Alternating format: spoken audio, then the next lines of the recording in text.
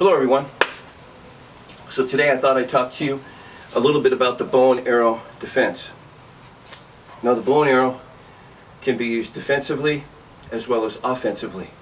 And there's hundreds and hundreds and hundreds of techniques that come out of this bow and arrow defense. This is a short range defensive posture that's used to block and cover. Now you got to remember that the bow and arrow defense too can be used if a man's coming to grab your hand, well, you simply raise it up and then strike him. It could also be that if the man is coming to grab your hand, you bring your elbow up and you could hook him. With this hand here, of course, you've got your interaction where you could punch high, you could punch medium, and you could punch low out of the bow and arrow defense. Out of the bow and arrow defense, a lot of techniques in the Kempo arts and so forth would be 1, 2, 3, 4. That could be done out of the bow and arrow defense. Also, out of your bow and arrow defense is your circular walking, to where if the man's coming to grab your shoulder, you're blocking, and you're striking. Or from in here, you're blocking, and you're entering.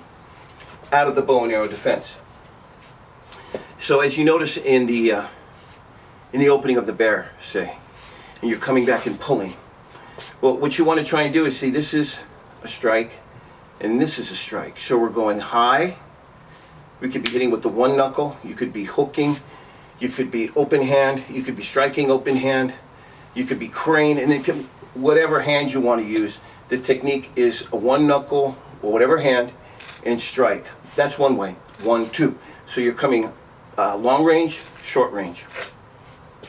Also with the bow and arrow defense is when you get into that, it's a perfect example of elbow techniques, because from in here, as you're blocking, you're elbowing. If I want to compound that where I use my other hand, I'm blocking, elbowing, blocking, elbowing, blocking, elbowing. This one could come low, or it could come medium, or it could come high.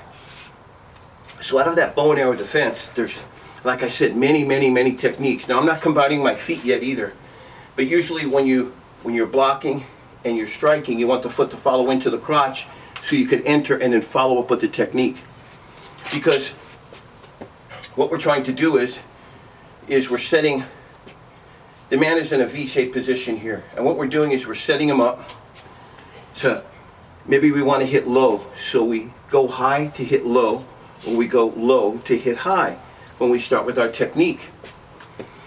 Another good thing from the bow and arrow defense is this type of a motion. You see, you could use it as a circular pattern, coming in or coming out, or circling in, circling around. These are postures that we'll get into where there's techniques where you go one-on-one with your partner, and then you go back and forth and back and forth and back and forth, up and back on a straight line. Also with that bow and arrow defense, as I block here, you see, and I strike here, this hand comes up to strike this opponent here. This hand clears the area to kick and punch this man to come back here. You see, a lot of your defenses were set up for 3 or 4 man attacks, because as I block and strike here, this hand is coming here. This is blocking to strike and kick here.